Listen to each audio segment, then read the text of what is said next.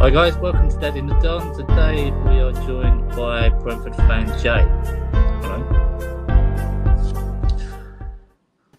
Well, it says on my one we're still on the countdown, but I think it's live anyway. We carry on with it, we roll with it. So, obviously I'll just give it a little bit of life because it's probably the only time of the season I'm actually going to get to this year. So, obviously any Liverpool fans out there, that didn't go down to plan, did it? So, go on the Palace.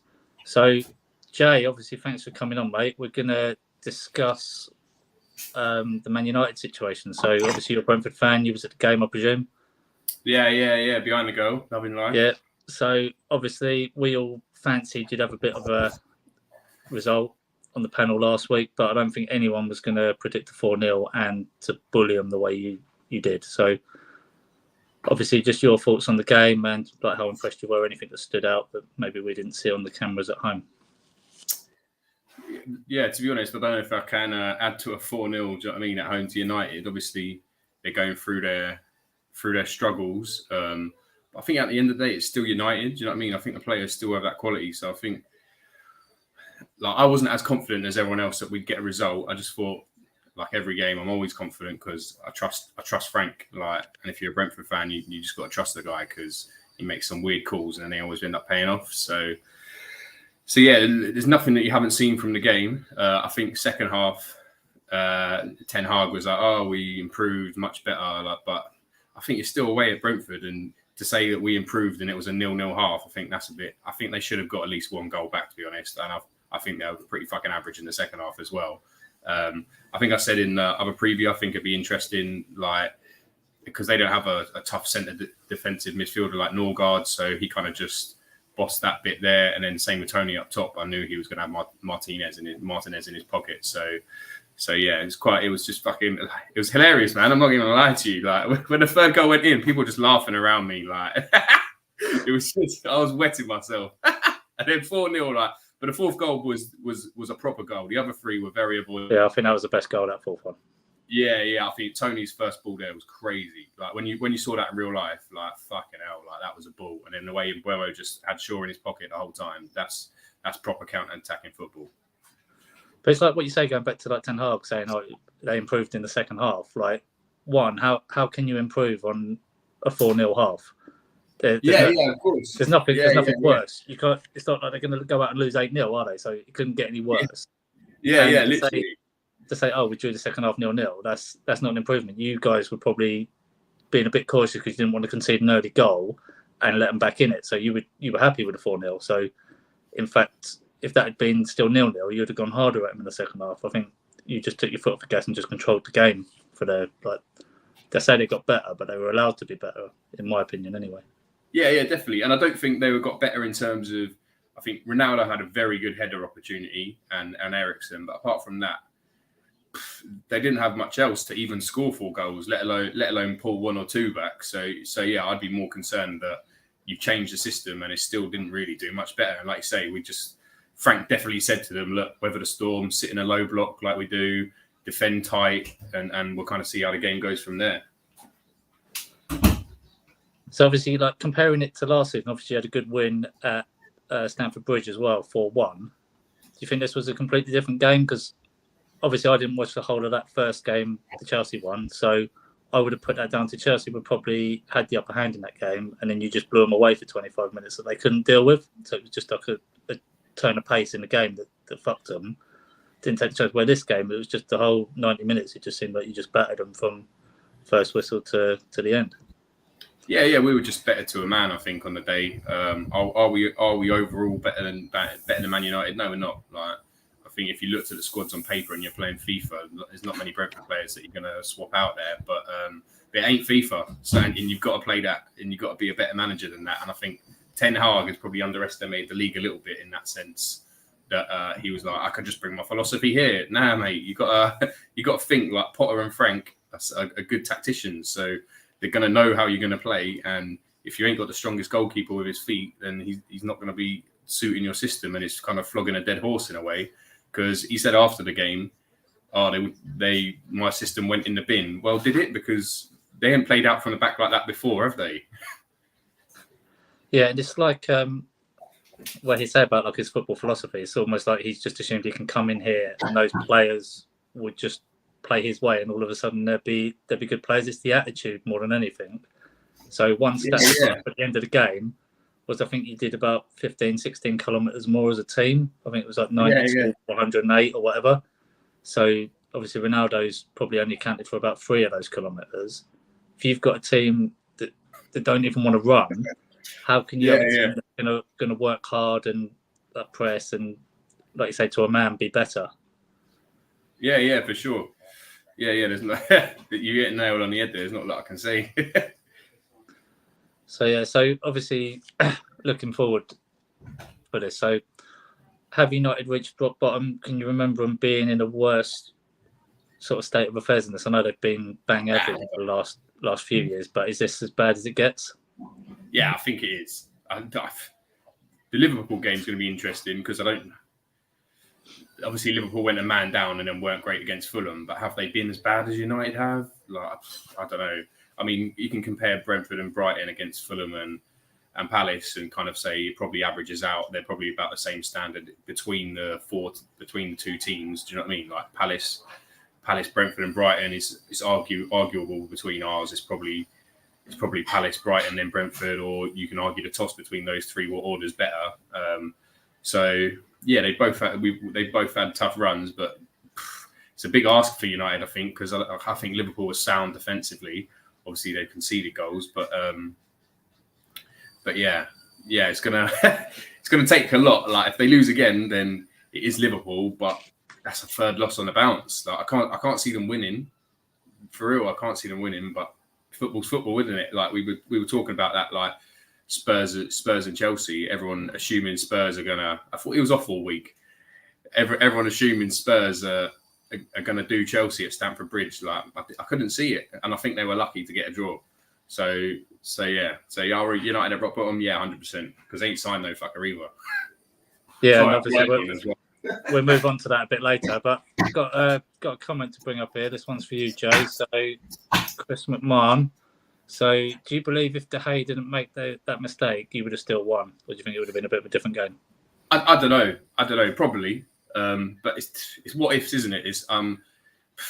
But he did make this mistake at the end of the day. We were the whole. I think if you look from the first goal where he's let it in, you could see the press from there because we pressed. It went out for a throw in deep in their half. Then I didn't even get the throw in that he did. He threw it to like infield to Ronaldo above his head. Obviously the geezer can jump high, but like I didn't get that at all. So I think tactically they were out. So I don't think it was we got lucky. I think we were pressing from the off and we created the opportunities for ourselves. Obviously, he shouldn't be making those mistakes, but we scored 4 goals. So the 2 mistakes and then the other's a set piece and a very good counter goal. So yeah, who knows? But yeah, on the day, it's like when we beat Arsenal 2-0 last year. There was glimpses where I was like, fucking hell, do you know what? They are good. And there was very few moments that I thought that about United. They passed it through us a couple of times, so you can see the quality. But apart from that, their game was very average. It was like playing a League One team, in all honesty. Yeah, and I think as well, you can only do what's put in front of you and what's happened. You can only react to what happened. You can't play like what ifs all the time. What happened. That's the only thing you can react to, isn't it? You can't. Yeah, 100%. You're not going to sit there as players and say, "Oh, if that hadn't gone in, how would we play?" You just play to what's happening around you, didn't you? Yeah, definitely. I think I found Eric Ten Hag's halftime team talk. Anyway, here it is. Oh, Cheggers. Big up, Muncie, by the way. Sweet I think it's funny that he just thought, I'll bring Lisandro Martinez over here and he's going to be amazing. Like we've seen players come from the Dutch league and they've been dog shit. So you've got to look at history a little bit, and it seems like the geezer's just a bit clueless. Yeah, talking of clueless, there's some comments coming through here.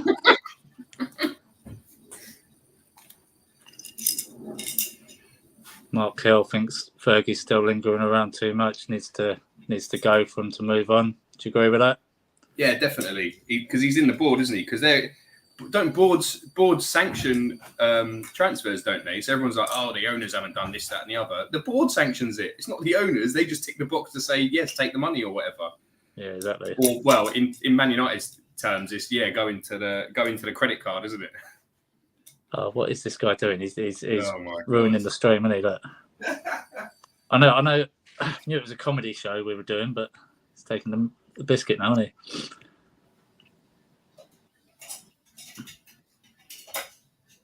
Here we go. Just as we come up, who's the guy on the right? Without the video showing. Okay. You got sound on, Graham? Hello, you all right? Yeah, how's it going? Good. Just wanted to see that everything was okay. Obviously, I was massive on holiday. I just wanted to make sure that you were knowing how to show comments because you weren't putting on the end, but I think you realised. So I just wanted to pop in. Yeah, I think what it was, there was some people slandering me in there, so I purposely didn't put them up. Yeah, and you spunked your load at the start, didn't you? Yeah, I fucked it up. I done an early Jones. Yeah, I'm not the 2.0 version of Jones yet. Yeah. I'll have to You're doing the checkers there to be yeah, I'm professional. I'll have my big feet up on the screen in a minute. I Anyway. just wanted to say, if Mark Hill was watching, if that was Fulham against Man United, exact same game, Man United would have won 8-0. That's how shit Fulham are. Anyway. He is somewhere in the comments, I'm sure. I'm going to shoot. I'm going to shoot Yeah, to the Wi-Fi. I don't want I just you wanted to say- moaning about your £80 phone bill again, yeah? Yeah, I just wanted to say, Man United are awful. They were so bad that game. They need players, so let's hope they get some because they're still Man United. But it is funny, hilarious, and brilliant. I think they followed the narrative there, didn't they, Graham, themselves? Big up, guys. I'll see you later. I'm going to go. I think they need players, but at the same time, a lot of it's tactical stuff, isn't it? Like, you can't be conceding from corners. Everyone knows Tony's going to go back post and fucking header it back across the goal. Like, we've been doing it all year last year. It's like they haven't watched the Brentford game.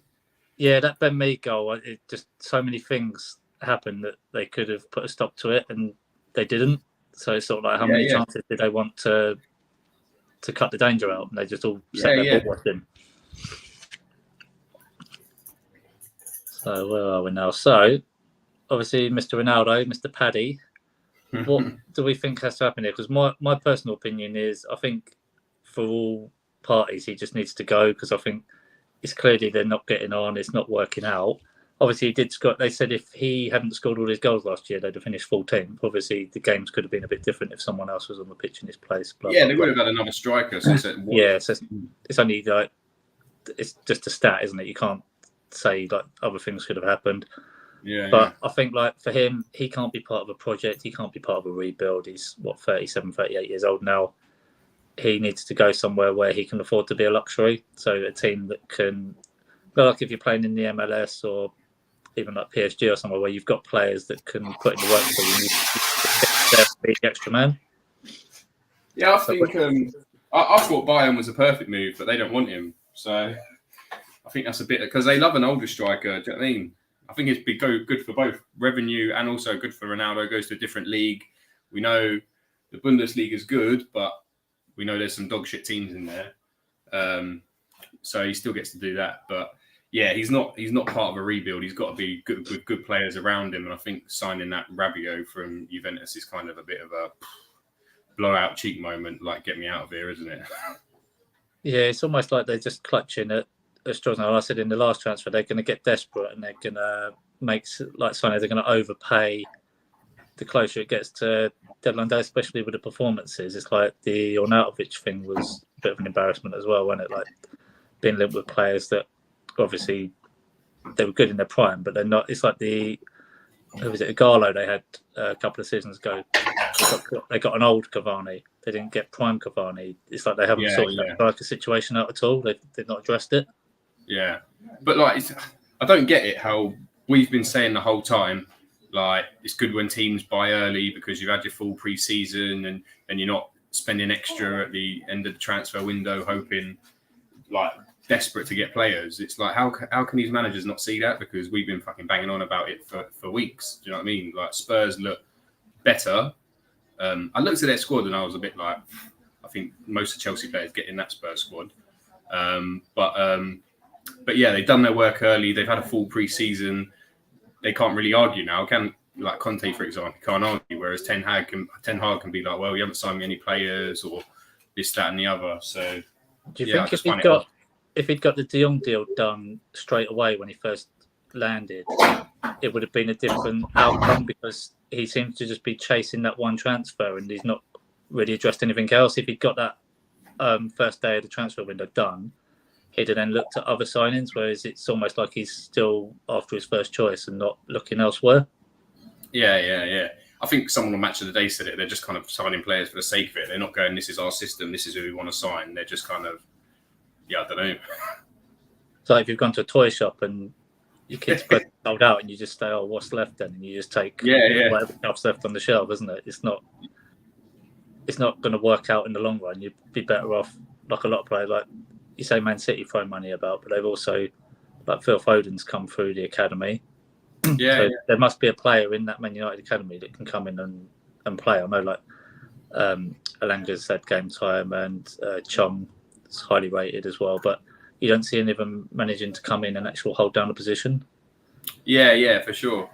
Yeah, and I think that's partly because we're like United are in a bit of turmoil, and if they start, it's probably have to get like back in the 90s where they were saying you can't win anything with kids. Man United might have to look to their academy and the kind of hungry players rather than the shit that they're putting out there at the moment, because according to the stats, they're not hungry enough to run around. Yeah, there you go. Mr. McMahon on the ball here said they've pulled out. Finally given up the ghost. But again, a lot of that's probably got to do with that 17 million euros rubbish with the contract. Barcelona are obviously hiding that money to fund the Lewandowski deal, and amongst others, they're still being linked with players now, aren't they? So something dodgy is going on at that club. So it's God, like sours any transfer activity, really, doesn't it?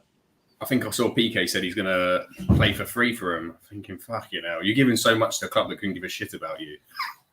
Yeah, that was a few people were saying that with Messi last year when he was crying when he left and saying, "Oh, I really wish I couldn't leave." But you think you must be minted, mate. If you really want to play that much, just play for free. Just take take the shirt revenue or something. Just in another way. I'll pay for free for this year, but just give me a lump sum at the end when we've made X amount of money.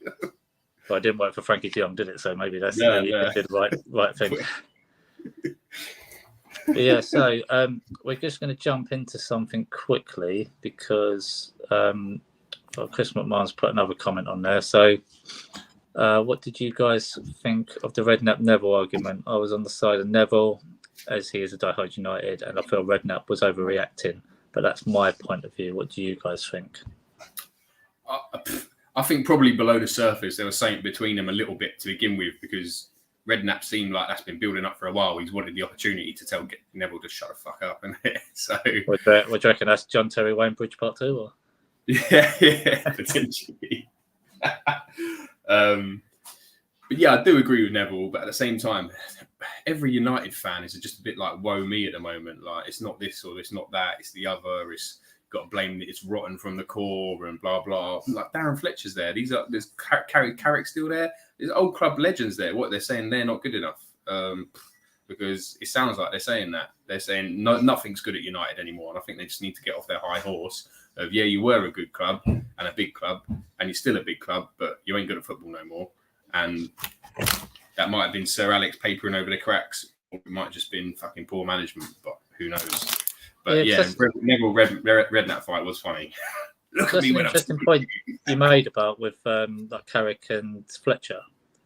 They weren't the most talented centre mids, but the way they were as professionals was what set them apart. And then you'd see that they'd always play, and there'd be players like, so everyone got excited when you got your Pogba's in and getting your Bruno Fernandes in. But when those two are in there, you know you've got to shift it week in, week out. Yeah, regardless of how well they were playing. Same with Gary Neville when he was in his prime. Weren't the greatest of players technically, but he gave everything for his club, and you wouldn't go missing. He wouldn't let you down. Well, it's the same with Milner at Liverpool, isn't it? Milner started because he came on and made a difference against Fulham. Yeah, and that's the thing. Like your Milners, your Hendersons, they're your club pros, aren't they? And people will question a lot of the time why they're getting in, but obviously without those players, you've got no one instilling a mentality in the younger players. Yeah, for sure. So I think maybe that's what United are missing at the moment, that they haven't actually got a senior pro. Like Ronaldo should be that one, rather than throwing his arms up and down when he's falling on the floor, appealing for penalties. He should be leading these kids and being someone to look up to. Yeah, and at the moment they don't have anyone.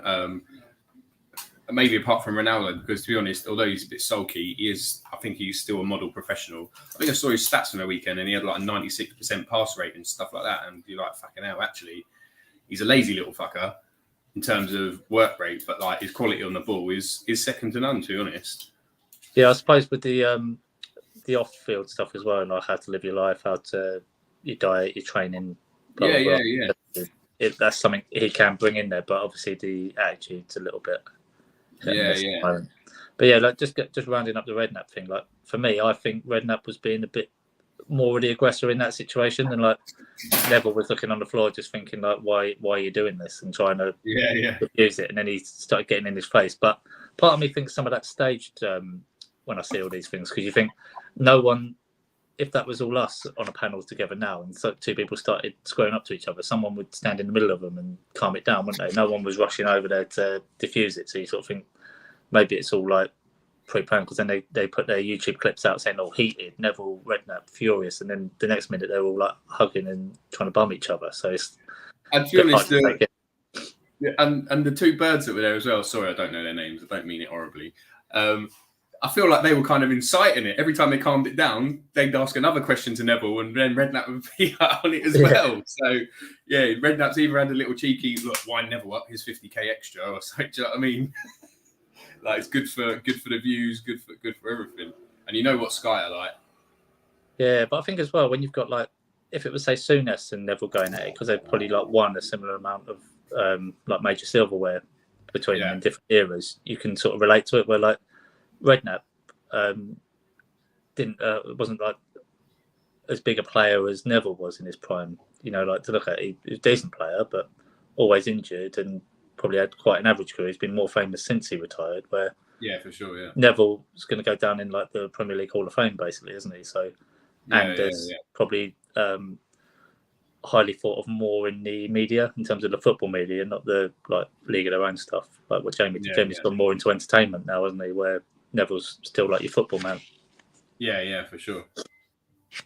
Yeah, so obviously we've sort of gone a bit off skew now. So for Ten Hag, do you think he's under pressure already, or do you think they no panic, just give him time, he'll get his philosophy? And what do you think they're looking at now? If he loses two heavy games, like embarrassing games, do you think there'd be a meeting, or do you think they will give him at least like 3 months to turn it around? I mean, Ollie did different things there, and they did give him a fair amount of time. But I think you've just got to look at the performances a little bit more and say, okay, there's all this going on behind the scenes, etc. Well, but also the club aren't necessarily going to think it's their fault, like everyone else does. But yeah, I think if you look at the performances and actually tactically, he came out after and went, "Oh, Brighton didn't do what we expected them to do." Like, fucking hell, that's your job. That's your job as a manager. If they don't, you've got to have a plan B. Like, if they do this, then we do that. Like, even with Brentford's pressing, like I said, it happened a couple of times before Jensen nicked it off Ericsson and scored, where we were pressing that high. Surely, either the players have got to have the head on their shoulders and go, "This isn't working. We need to change it up. Plan B was this if they pressed, etc., etc." But I just didn't see anything. It's like they're flogging a dead horse and just kept doing the same thing and expecting a different result. So that's my point of view on it. So yeah, I do think his job's at risk. I think there's a lot of United fans singing his praises for no fucking reason. He's not a club legend. He's just a manager who's come over from the Eredivisie, isn't he? So yeah, like you were saying about changing up the tactics. Obviously, it's a different sport. Like I watch quite a bit of NBA as well, and I know you don't get timeouts in football, but what a good coach in NBA does, if they see that say after the first 2 possessions, what they've set out isn't working, or the other team have lined up different, they'll call an early timeout, bring them all in and say, "This ain't going to work. We're mismatched here. We're going to change to this." So like you're saying, with the playing out from the back, it'd be easy to just call the captain over and just say, "Look, that ain't working. Tell them to scrap that and go with something else, like kick it long for a little while just to get a foothold in the game." Yeah, definitely. But they just sort of carried on playing into your hands with it, didn't they? They said, "Oh, they keep stripping us and high pressing us, but let's just keep rolling it out and inviting." Yeah, literally. And also, they had a water break at 2-0, so it's not like he didn't have the whole team around him. He could have fucking gave out instructions then. So I was watching that, and a lot of his mannerisms, he just sort of looked like he was from like an old Carry On film or something, with his hands on his hips, looking at the ground, not knowing what to do. Basically, like thinking, can the ground just open up? Can we just blow the whistle now? Sort of thing. He looked like he had nothing to offer. Yeah, and when you look at the two benches, like Thomas Frank's animated, moving his fucking hands around and whatever, like conducting whatever. And he's always talking to his assistants as well, and he's always analysing bits when they get in at half time. Yeah. Because I think he said the other day I was watching something on him, and he was like, "It's surprising how quickly players forget something. So they'll train something 2 weeks ago, and then they won't do it for 2 weeks, and they'll come back to it." And he said it's surprising how often players even forget from that 2 weeks with what they've gone through.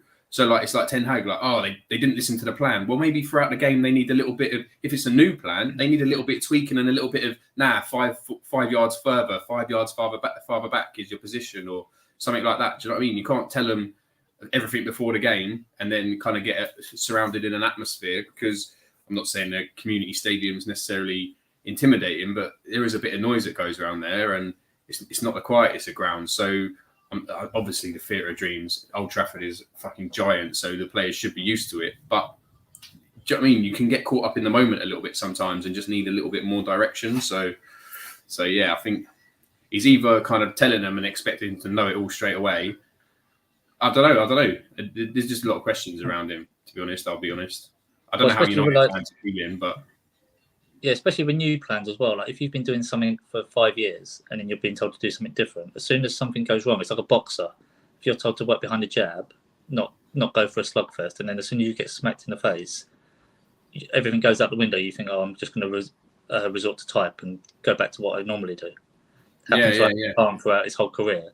It's the same with any professional sport. When your back's against the wall and it's not, the chips are down, you just resort to what you normally do. And that's going to take time. Like I'm a manager at a supermarket. If I tell someone to do something differently, like if I say to them, "Oh, face your aisle up as you go along, don't leave it till the end," they'll do it the night I tell them to do it, and then they'll forget it by the next time I see them. And you just think, I told you this 3 days ago. Why? Surely you kind of forgot it, but it's because they've done it such a way for probably like 20 years. Same with these footballers. They do need to be told every single time, every single set piece, every single possession, until it's instilled in them every single training session. Definitely, but the one thing I did read, that if it's true, obviously I liked, was that obviously he cancelled their day off, got them in and gave them an absolute roasting. I think that is something that needs to happen. When you like the reports are saying, like, he basically just said to them, well, got all stop feeling sorry for yourselves. It's in your hands, basically. You've got the ability to turn these performances around. It's on you. It's not my fault that you're lacking confidence and not playing well. You've got to come out and show us what you're made of, basically. And I think that's the right thing to do. If you just turned around and said, "Oh, it's okay, we can't upset you all. Go and enjoy your day off in the sun with the family," that's the wrong attitude. You're going into a game against Liverpool where you could well get spanked 6-0 because they've just had 2 disappointing draws. Yeah, I think it could work a little bit opposite way though, because I think if you're Varane, he's better than Lisandro Martinez, isn't he? Come on, he's better than him. Like, hands down, he's better than him. If he was on the pitch, that third goal doesn't happen. Yeah, I'm fucking short, and I'm the same height. I'm 5'9". I'm the same height as fucking that Martinez, and there's no way you put me against Ivan Toney. No way in hell. Like I say, he hasn't watched the Prem last year. Ivan Toney done that all year. Ivan Toney can't run with his ball with his feet. What he does is he puts himself around, he wins balls, he lays balls off for people, and his movement in terms of that's why he's good. He's very raw with his feet. He doesn't play with his feet, which is probably what Martinez is good at. He's taking the ball off people. Like, oh, we won the most headers or something in the Eredivisie. Oh, brilliant. Well done for him. He's in the fucking Premier League now, so who cares? Yeah, but that's in a league where they play a lot of the balls played on the deck, a lot of it's played up from the back, and there's not these big centre forwards and sort of direct football there, is there? This is exactly like Dutch total football. So yeah, it can work in that league. It's like trying to analyse an SPL. Like, it took a while for people to work out how great Van Dijk was because they only had his Celtic experience to go, and he had to come to Southampton first before anyone would take a shot on him. So it seems stupid now to question it, but you have to see what they can do in an environment before you spend hard-earned money on them.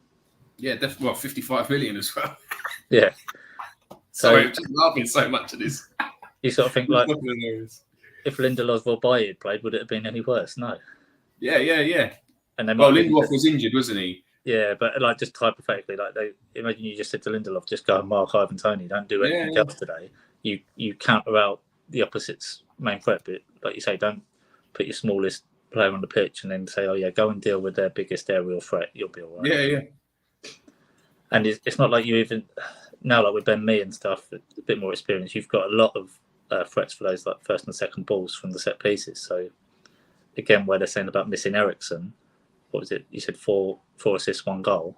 How many of those assists were from corners anyway? So some of them were from play as well. I think 2 of them were, and 1 was from a free kick. So actually, open play, he did nothing for us. Yeah. So you look now, you're still going to. You still were was it the 3rd most from set pieces last year, something like that. So that shows that 2 of them were from Ericsson. So the rest of them, they've done that by themselves anyway. So it's not like, if anything, you almost look a little bit better now because with Ericsson gone, you've strengthened around, and then Josh De Silva's coming back. That's like a new signing now, isn't it? Because for sure. Again, might sound arrogant, Billy Big Bollocks, but I didn't really watch a lot of Championship football in the last, say, 5 years since I knew we weren't going down every year. Like once we stayed up for a few years, you focus on the Premiership again. Yeah, 100%. So again, I'd have Brentford in my bets, but I wouldn't sit down and watch every single one of their games. I'd see who'd scored, and I did see when Josh De Silva used to score a lot, but I never used to see the goals. So obviously, I hear you guys always banging on about him and how great he is, and then first 2 games you've seen it now. Like we were robbed of it last year. We didn't really see anything. Yeah. He was injured for so long, but straight away he's in scoring 2 goals. You'd almost say that's better than having Christian Eriksen there because there's no limitation on where you play him and no worries about like long-term health and stuff, is there? So yeah, exactly. And he's younger. Yeah, and he can play in different positions as well. Where Eriksen's just sort of playing at number 10 for you, isn't he? Oh, he's a 9 and a defensive midfielder now, apparently. Yeah, so but like with Josh De Silva, that sort of opens up. You've got, like you say, with like plan A, plan B, you can do multiple things with him there. Yeah, for sure. So just staying on the Ten Hag appointment as well, because again, I openly admitted I didn't know a lot about him. I'm not one of them that claim to say he was the next Messiah because I've seen what he's done and blah blah blah. So where did all this hype come about Ten Hag? Because I never used to see him when you're looking on the next manager odds. You'd see the Nigelmans of the world being linked with the next job. But I never really saw him. He was always quite far down. He was normally about sort of like 10th to 15th on most of the jobs. So where did it come about then that he was all of a sudden this great next manager that everyone needed to have? Yeah, I don't know. Because the way Man United go on is as if they have just literally got like a Jurgen Klopp in charge. Yeah. Like they found the next best thing without knowing anything about him. But I think that's United fans all over, to be honest, is they've got this sense of entitlement. So anyone they're signing is going to be the next big thing and the next big manager, and probably ain't. Yeah, and then like if you analyse it now, so him versus Thomas Frank. I know Thomas Frank won't have his 3 Eredivisie titles that Ten Hag's got, but just looking at the pair of them, who would you rate as the better manager? You're going to go Thomas Frank all day long now, aren't you? Just from what you said. Yeah, for sure. Yeah. And that's probably, and that's not even because he manages us. I think anyone else from the outside looking in probably would go, yeah, at the moment he's doing better. Yeah, and I'm not saying that Thomas Frank would be able to manage a big club because obviously there's different. Yeah, there's a massive difference. Yeah. Same as Potter, like Potter's got to use. You guys have got to use tactics and ploys, the little trick plays, etc. that are different to everyone else. You've got to do things differently. If you go to Barcelona and try and do that, they're sort of more like say no, just go out and buy the best 11 players and play the good football. Don't try any of this tactical nonsense. Yeah, where definitely. when you're a smaller club, you have to turn the tables, don't you? So you find ways around the giants, basically, don't you? Well, it's also easier to get your kind of opinions across because you've got less egos in the room going, nah, that won't work. I know more than you. Like whereas like majority of Brentford's team's young, they're just kind of buying into everything that they're gets thrown at them. Exactly. So yeah, like, you probably can't do it at a bigger club, but who knows? Who knows until people do the role? But I think there are levels. Do you know what I mean? That's when, like, when people sign players and expect them to do as good. Like Ericsson, for example, like the situation at Brentford, because he was our best player we've probably ever signed. Do you know what I mean? Everyone kind of, not saying we wrapped everything around him, but we gave him more of that freer role. He had the opportunity to kind of express himself. Where he's gone to United, where can he do that? There's other pressures on top of you now, isn't there? Of like, fuck me, we've got to get a win because we haven't had to in a while, and we don't know kind of the whole system we're playing. He's been played in 2 different positions in two games. So whereas with us, we said this is our system, this is how you play. We can give you a little bit of a free role as long as you just find people with your passing. Whereas he doesn't have that opportunity at United. So I'm not saying we made him. He played better for us. I'm not saying we made him a better player, but that's why I think he was probably going to be better for us than he is going to be for United. Yeah, because he could afford to make mistakes and have bad games with you because there's less expectation, obviously. Where at United, you have 2 bad games. That's it. You're probably on the bench for the rest of the season because that's the way it is with big clubs. 100%. So again, staying with this topic, dragging on a little bit. So for me, again, I always try to analyse like when they're coming in. You think you love stats. I know it's not all about stats. So like the Ericsson thing, you can say he brought intangible stuff with him as well as his, just 5 goal contributions, but maybe he brought intangibles in terms of like team morale and quality on the training ground that raised the level of other Brentford players. So it's not all about stats. So the same thing with Ten Hag. So I look at how many really good Dutch coaches have come over and been a success in the Premier League. Yeah, Van Gaal, Dutch, isn't he? Yeah, and even then, he was well established at the time. He was at the end of his career, and you wouldn't even say that he did a great job. He'd probably done the best out of the recent Man United managers since Fergie, but even he was hounded out. That wasn't good enough for them. Yeah. And you've got Gus Hiddink did quite well at Chelsea, I think. And he did. Outside of that, there's not a lot. You go down to like the Ruud Hullits and the Martin Yoles of this world after that, don't you? So you sort of think you're trying to break a cycle of like Dutch players don't always come over and be a success, but looking at Dutch managers and not having great success there either, that's something that stands out to me. When's that going from the Dutch league to the Premiership and having instant success? When has that ever happened? Yeah, not often. Because those 2 guys that we spoke about earlier, Van Gaal and Hiddink, they didn't come straight from the Dutch league. They came from top European clubs or international football. Yeah. Where they'd already sort of made their name. They didn't come straight from Ajax and come over. Yeah. You look at former Ajax managers that thought they were the Billy Bollocks, came to Crystal Palace, four games he was gone. Yeah. And I'm pretty sure at the time he wasn't expecting that. He was thinking, I'll come in, play my total football and I'll be fine. So, yeah. Welcome to the Prem, eh? Yeah, exactly. So, what have I got here? So, this topic next. So, I'd class it as an embarrassing transfer window for United. From United standards, I think literally every club out there has beaten them in a way.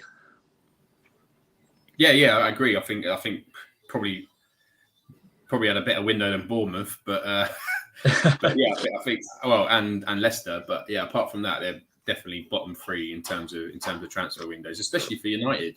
And I mean, they've got Europa League as well, so it's not like it's not Champions League, but it's exactly the same. It's the same as Arsenal playing, isn't it? Yeah. And they managed to sign Jesus, whatever his fucking name is.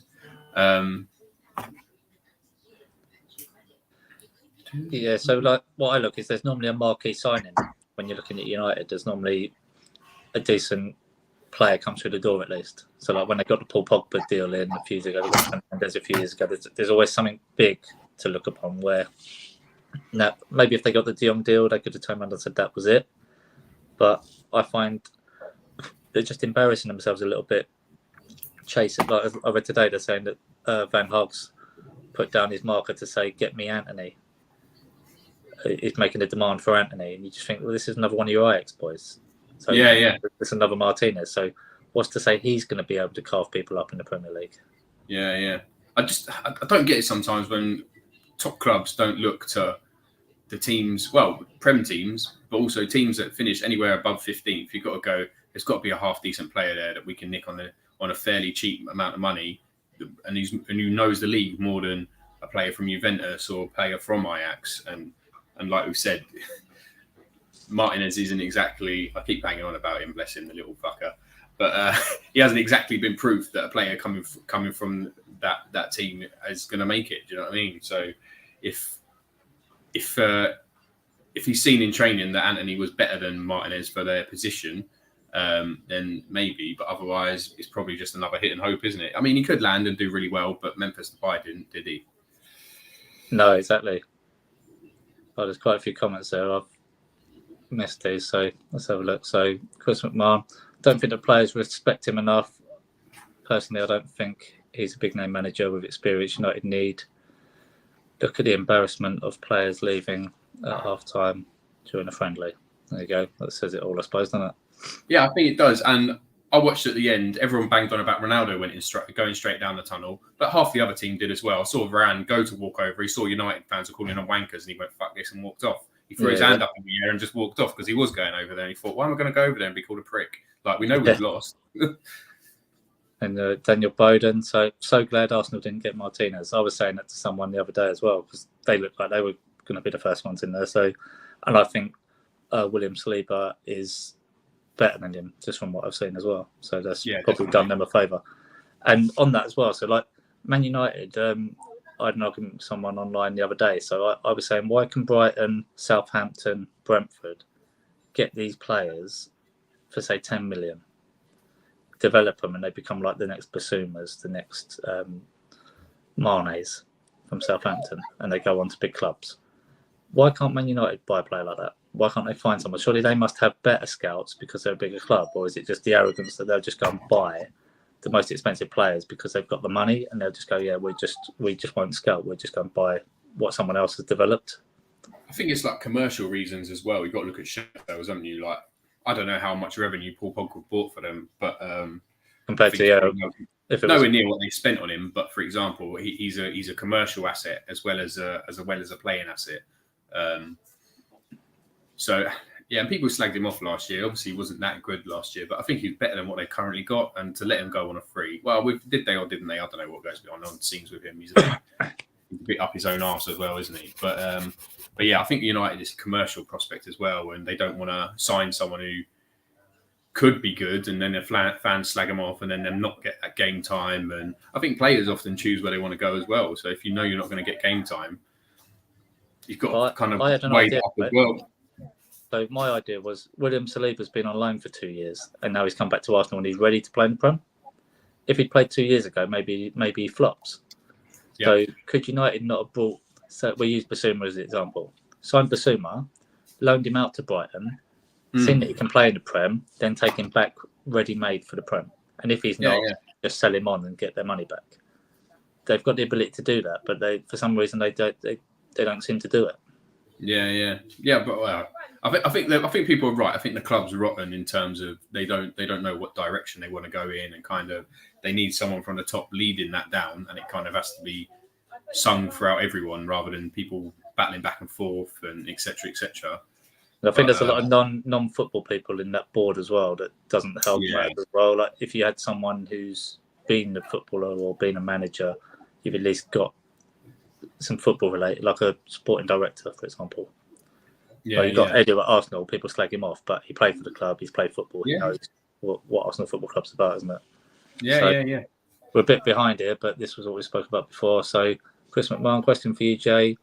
Would Thomas Frank be able to sort out United if he was their manager? Do you think he'd be able to sort that mess out, or do you think it's beyond? Yeah, I don't know. Yeah, we kind of spoke about it, didn't we? As I don't know if he could do it somewhere else because of like situational stuff at Brentford. He was assistant coach there first. He knows the team in and out.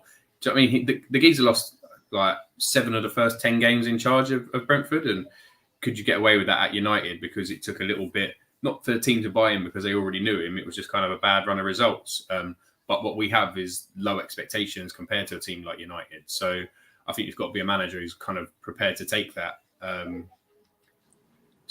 Couldn't Thomas Frank as a person do it? Like tactically, he could set him up right, 100%.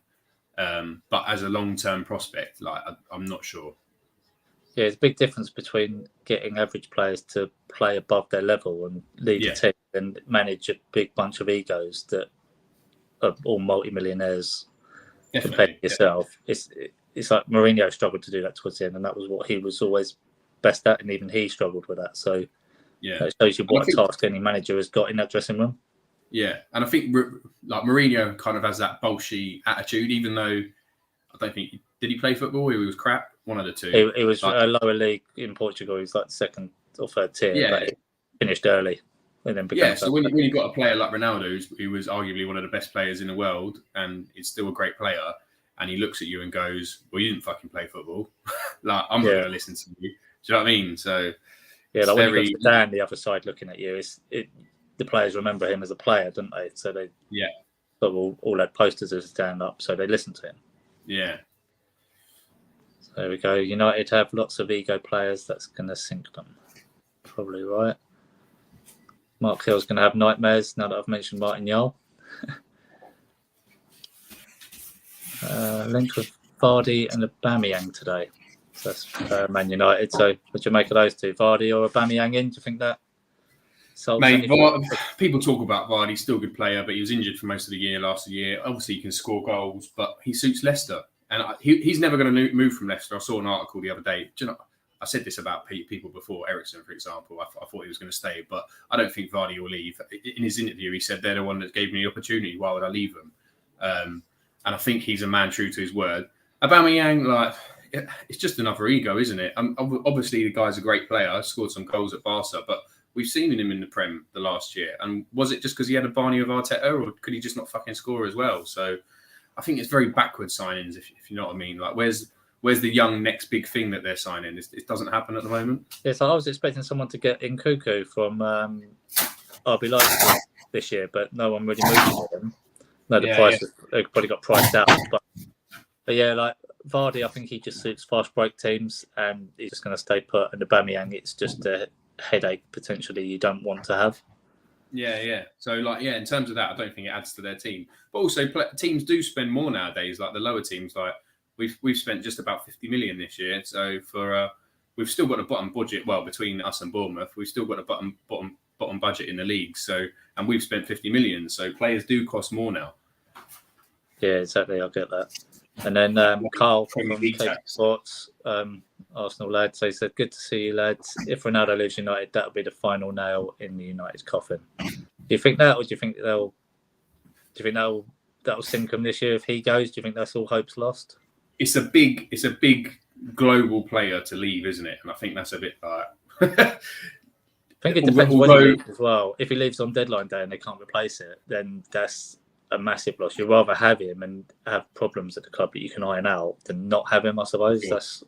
You've got to weigh up his 18 goals he scored last year. That's going to do a lot of the thing. United should do what Forest did and buy a whole new team. I just don't think it's realistic sometimes when people are like, "Oh, they need to change everyone." Like that's never going to happen, is it? You're not going to go out and buy 25 new players. Like you've got to work with some of the people that you've already got and just add in the areas that you need. Spurs have done it. Arsenal have done it. Brentford have done it. I'm sure other teams in the league I could name have done it, but these are the three that we talk about most on the show. Like they've strengthened in areas that they needed because they knew they needed strength in depth. I think that's just what United need. I think they do have a good core of players. They just need those exceptional players to come through. Well, if you look at Palace, like we couldn't, if we tried to sign all of these United players now, none of them would come to us. So that already shows you that they're at a level enough to turn down mid-table Premiership teams. So they can't be that bad. It just they've been unmanaged for so long that it's sort of like school kids just doing what they want, basically, isn't it? They need authority, they need discipline, and can only do that. United need to either make a decision: do they want instant success now, or do they want to do a bit like what Arsenal did, get rid of all the rotten eggs, get the club philosophy where you want it, and then the results will come. Or definitely. So and you see how long that took Arsenal, because I think Arsenal there or thereabouts this year. I don't want to suck them off too much, but they've already been doing that enough themselves, mate. Yeah, exactly. But yeah, how long has that taken Arsenal to do? And I think if you'd ask an Arsenal fan, I think they'd say within the next 2-3 years that they should. I'm not saying they will, but they should be competing for the top of that league. It's different because obviously every predictions. Oh, obviously I'm going to predict this. It's different, isn't it? Because obviously Man City improved, like they've just got rid of Sterling and Jesus and brought in kind of a different front line again. And it's the same with Liverpool, who I think are definitely going to miss Mane, but I think that Luis Diaz is a proper prospect. But so it depends on what they do. But I think Arsenal are they're looking, going, yeah, we've got an opportunity now because we've signed the right players, we've signed young players, we've got a good mix of experience, and now every window we're building on something. We're not rebuilding; we're building on top of something that we've already built. Yeah, I've got to admit that with like what you said about the City one, they're just freshening it up. They're replacing the players with younger versions of that player, so that they're not in that situation United are in, where all their players are like in their 30s and they had to lose them all in one go, and they've never built that team back up. Yeah. And obviously with the Liverpool one, that Diaz, I was watching the game last night, and he was the one I was the most worried about whenever he got on the ball. Yeah, because I was watching a lot of it. Like Eze, he was embarrassing Salah at times, because obviously Salah isn't the most defensive minded and wanting to track back. So every time he got the ball, he was waiting for Salah to make a sort of half-hearted attempt to get back, and he was just cutting inside him, and they were just going wild down that left wing. Yeah. Where when Diaz got on the ball, I was genuinely shitting my pants, just thinking, fucking hell, he's just going to carve the whole team up here.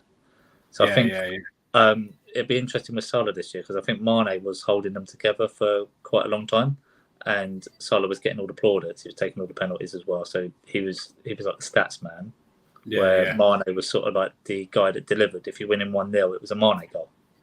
If you're winning 3 or 4-0, it was 2 from Mo Salah and a couple of others. So it was sometimes irrelevant to the result. I know he had some good standout performances against City. When that goal against City was really good, and he did it, was it against Watford a couple of weeks later? Yeah.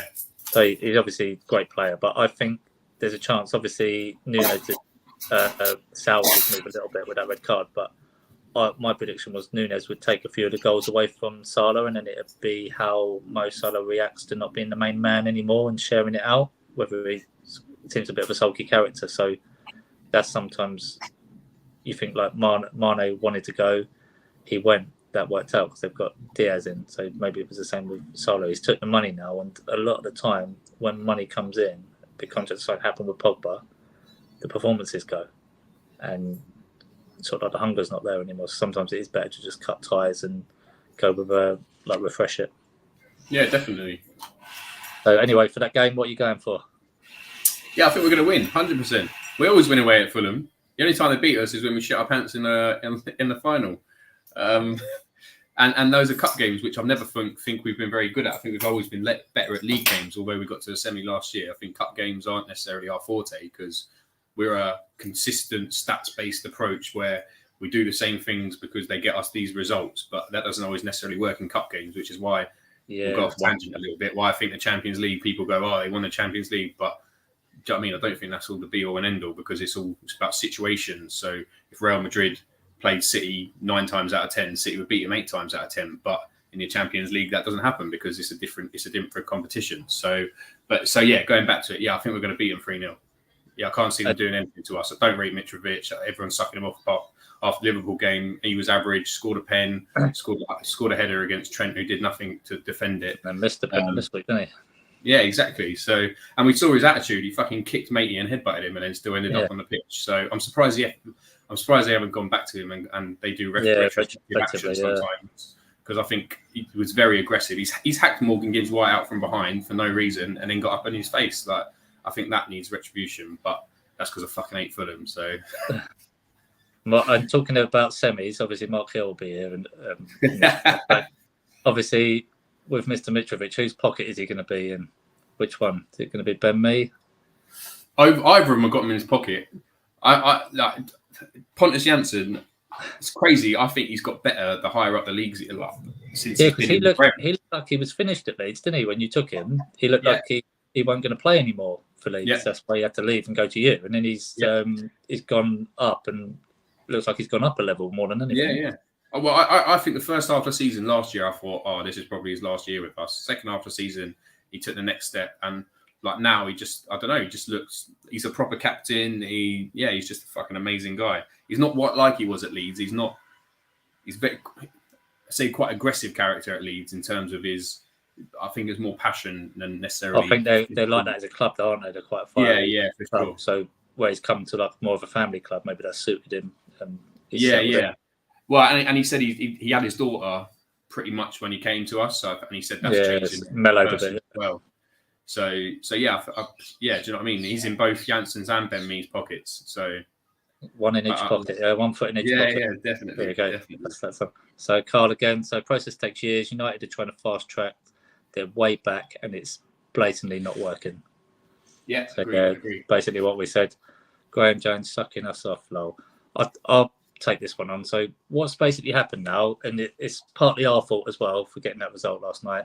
So Arsenal started off all humble and pessimistic this year, and they were like, "Oh yeah, we'll come 5th or 6th. We'll build again. We'll slowly go through the process." They've beaten 2 average teams, and then one of those average teams has now got a result at Anfield, and they're like thinking, "Well, now we're definitely going to come second. Now it's just what City do."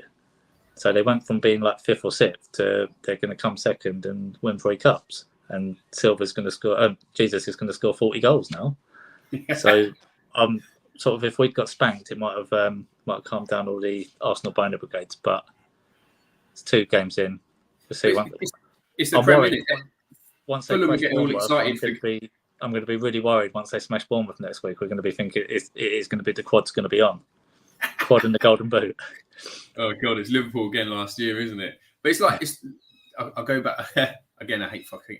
It's on Fulham, innit? But they're all like, yeah, we've got a draw against Liverpool at home. Bournemouth and Forest have both got more points than them, and Fulham had a really good start to the season. Don't get me wrong, 2 games in, it's fine. But do you know what I mean? Like they've got less points than the other 2 sides that got promoted. So the Prem is ruthless. You can't think. I think you need to see 6 games. I think 6 games is a good benchmark because we don't know how good West Ham are this year. We're saying Forest got a good win. If West Ham end up going down, say for example, then it weren't a good win. If they go down with them, I agree. think it takes 6 games to see like where everyone's at, basically. Yeah, and Forest got very lucky in that game. Goals disallowed for West Ham. Yeah, so it's taken us 6 years, but there is still work to be done. But I think Arsenal is definitely a top 4 challenger this year. There you go, a humble Arsenal fan, a realistic Arsenal fan. Mark Hill, they can't do retrospective action as he got a yellow card. There you go, look, defending his boy. Didn't he get a yellow card for the booking, not for the afters? That's 2 different situations, isn't it? I don't know, but I've noticed already just this first couple of weeks, the VAR just seems to be taking a bit of a different approach this year. Like we'll be talking about it tomorrow, like if you're watching, with the fallout from the Chelsea-Tottenham game. So how that first goal stood for both reasons, really. Like there was the foul and then there was the offside in the goalie's eye line. Normally you're used to seeing at least one of those be a reason to chalk the goal off, whereas now it's sort of like, I know like Mike Dean was the video assistant referee or whatever, and he was saying, no, there's no issue with it.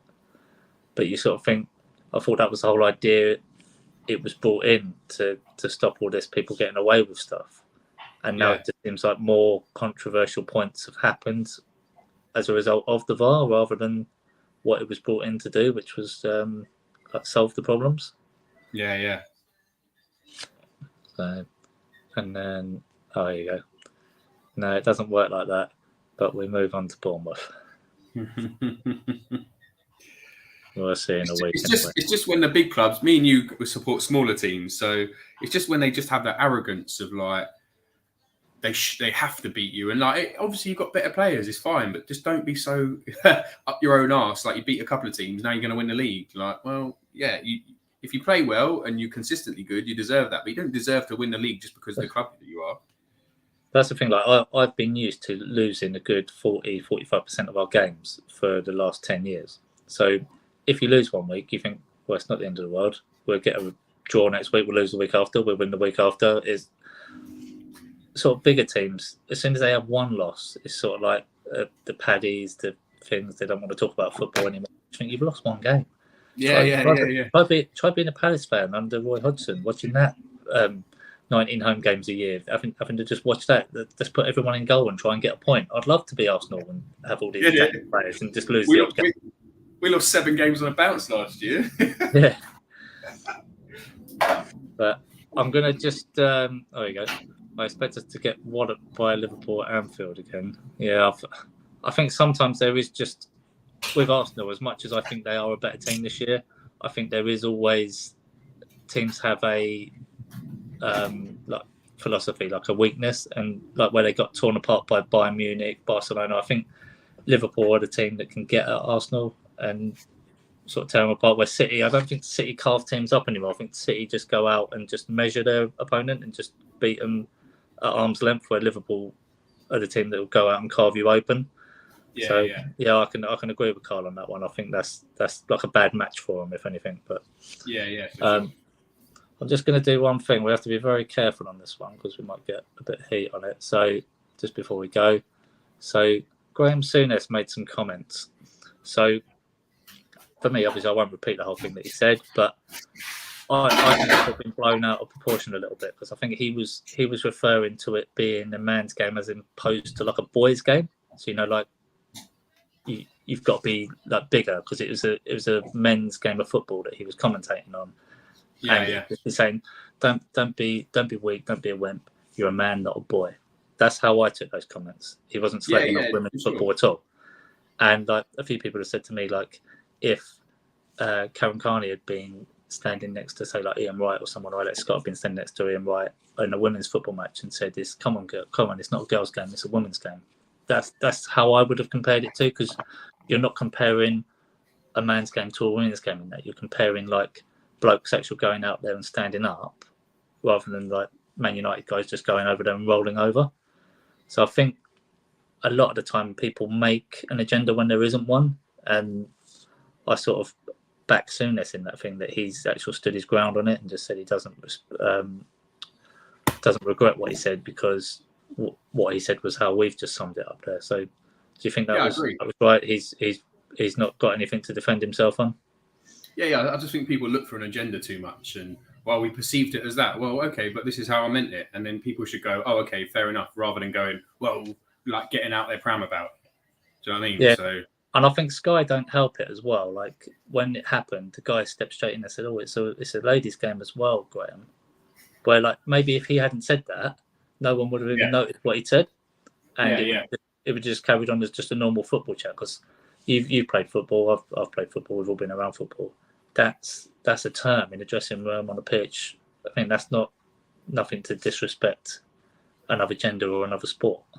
But what they said for years is men against boys out there. Do you know what I mean? I swear that was a thing on FIFA as well for a while. Yeah, it's not as if he turned around and just said, "Oh, this is a man's game. It's not the WSL." He didn't say anything like that. He literally just said, "It's a man's game. You've all got to grow a pair and turn up." So, yeah, I think he's sort of being. People are looking. It's like with did you see the thing about Tyrone Mings and Souness on there today? So they sort of brought up a Zoom meeting that they had like 2 years ago, and Tyrone Mings just sort of said, "Well, that's a bit weird. Why are you bringing that up for?" And obviously, it's TalkSport wanting to create a rift to get views, to build the narrative, I suppose, isn't it? And it's all clickbait. It's all clickbait.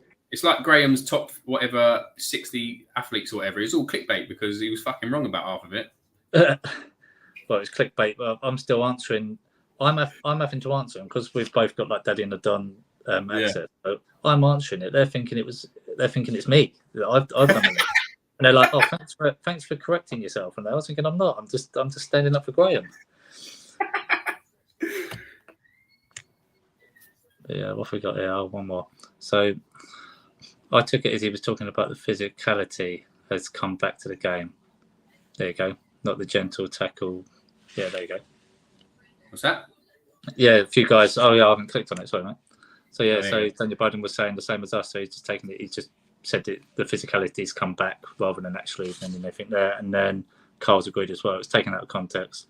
They could have worded it differently to not get into the backlash he got into. I suppose it does sound a bit different if you've got Gary Neville saying it or Graham Souness saying it. It probably does come across a bit more aggressive here, I suppose. Yeah, for sure. Here we go. We've got something here. I've missed this one. Graham said a bet on Arsenal being the invincible 2.0 this year. Graham believes. Well, we'll see it when it happens. When it doesn't happen, so. All right. Anyway, I think that's everything we've covered on the agenda. So all I'll say is, so what do you reckon next week for United? Do you think they do anything against Liverpool at Old Trafford, or do you think it's just going to be another experience for Ten Hag to overcome? It's going to be definite definite experience, but I wouldn't say Liverpool are lacking in confidence, but they're kind of they need a win, and when you play big teams against big teams, the game goes differently to when a big team plays a smaller team. But United ain't been looking convincing.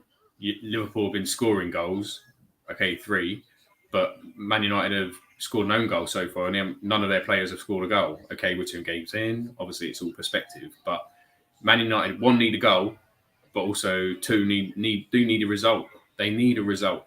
Like, if I'm a United fan, I'm going, it's Liverpool, it's a massive rivalry. We need a result there. It's like the same like Brentford, Fulham. Like Fulham fans, Mike was saying last night, they don't have any songs about us. That's probably why we beat them quite often. Is that we? Do you know what I mean?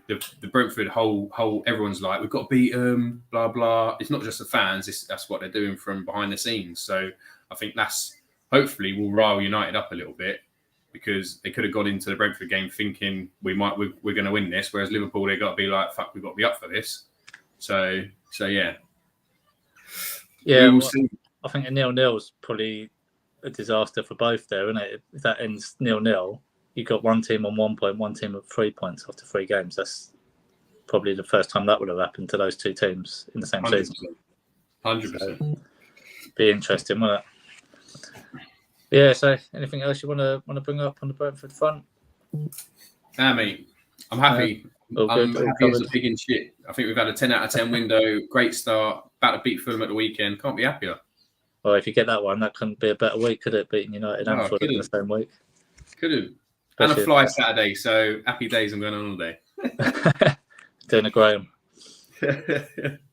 All right, well, I'm going to end that now. So thanks for everyone who watched. Please like and subscribe if you hadn't. Thanks for all your comments. And we'll be same time today, tomorrow. We've got same time tomorrow as we were today. I mean, we've got Chris McMahon and we've got Luke. It's going to be Chelsea Spurs fallout. That'll be a bit tasty. So we'll see you all then, guys. Thanks for watching. Take care. Cheers for coming on, Jay. We'll see you on the next one. See you later. See ya.